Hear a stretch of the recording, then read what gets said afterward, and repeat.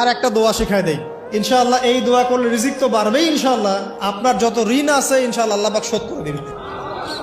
বিশ্বাস করলেন না?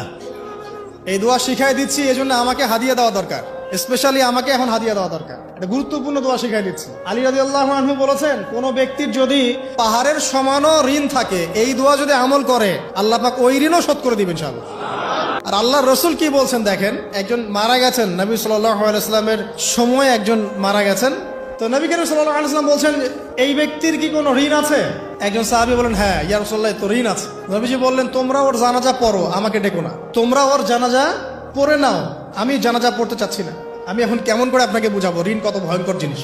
আপনি যে ব্যাংক থেকে 3-4 কোটি টাকার লোন নিয়ে রাখছেন, লাখ লাখ টাকা লোন নিয়ে বসে আছেন, দিব্যি সুখে বসে আছেন, এমন চিন্তায় যে আপনার মৌত হবে না। আর নবী সাল্লাল্লাহু আলাইহি ওয়াসাল্লাম সময়ে একজন মারা যাচ্ছেন, তিনি বলছেন তোমরা জানাজা পড়ে নাও, আমি জানাজা পড়তে চাচ্ছি না। মানে ঋণগ্রস্ত ব্যক্তি জানাজাও তিনি পড়তেন না। তারপরে একজন এসে বললেন, ইয়া রাসূলুল্লাহ, আমি তার ঋণ শোধ করে দিব, তার যা ঋণ আছে আমি শোধ করে দিব। তখন নবী এসে জানাজা পড়লেন সাল্লাল্লাহু আলাইহি ওয়াসাল্লাম। তা এখন সেই দোয়া শিখাচ্ছি আপনাদেরকে, যে দোয়া শিখলে আপনারা ঋণ থেকে বাঁচবেন ইনশাআল্লাহ।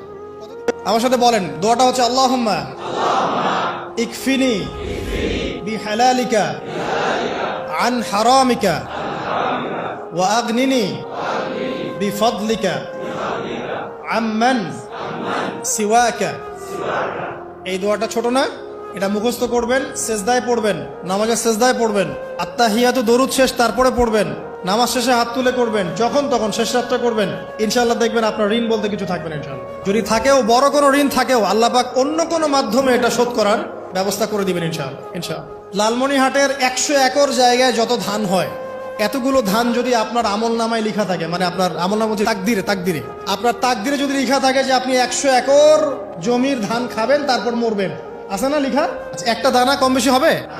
আপনি যদি আল্লাহর প্রতি তাওয়াক্কুলি করেন, তাহলে আপনি হালাল পথে থাকবেন, বিশ্বাস করবেন যে আল্লাহ পাক যেটা লিখে রাখছে আমার তাকদিরে রিজিক, এর একটা দানা রেখেও আমি পৃথিবী থেকে যাব না, সিম্পল। তখন আপনার অন্য পথে যাওয়ার কোনো কারণ নাই। আর যখন আপনি বিশ্বাস করবেন না, না এটা আমার হাতে, আমি যত পরিশ্রম করব তত রিজিক বাড়বে, আমি যত ঘুষ নিব তত বাড়বে, যত সুদ খাবো তত বাড়বে, যত দুর্নীতি করবো তত বাড়বে, তখন তো রিজিকের এই পুরো দায়িত্বটা আল্লাহ পাক আপনার হাতে ছেড়ে দিবেন। আল্লাহ পাক আপনাকে কোনো বারাকা দিবেন না। ইয়ামহাকুল্লাহু রিবা ওয়া ইউরবিস সাদাকা। সদকা করলে সম্পদ বৃদ্ধি পায়, আর রিবার মধ্য দিয়ে সম্পদ ধ্বংস হয়ে যায়, একদম মাটিতে মিশে যায়। কিভাবে ধ্বংস হয় সেটা এখন আলোচনা করার সুযোগ নাই, সময় নাই। আমি ইনশাআল্লাহ আরেকদিন শুধু রিবা নিয়ে আলাদা আলোচনা করবো ইনশাআল্লাহ। এটা সমাজের নিচু লেভেল থেকে উঁচু পর্যন্ত দরিদ্র মানুষদেরকে আরো দরিদ্র করবে, আর ধনীদেরকে আরো ধনী করবে।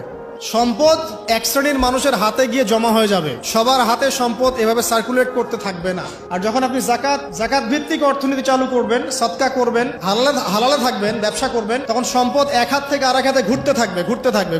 এটা এমনি বুঝবেন না, ইনশাআল্লাহ আরেকদিন বুঝাবো। আসেন, যে দারিদ্রতা দূর করতে চান, সচ্ছলতা চান, কয়েকটা কাজ করেন। এই যে বললাম, 1 নাম্বার সূরাতুল ওয়াকিয়া তেলাওয়াত করেন, 5 ওয়াক্ত নামাজ জামাতে পড়েন, ডেইলি কিছু সময়ের জন্য কোরআন তেলাওয়াত করেন, আর আল্লাহর কাছে রিজিক চান, জিকির বেশি বাড়ায় দেন। পারবেন না ইনশাআল্লাহ?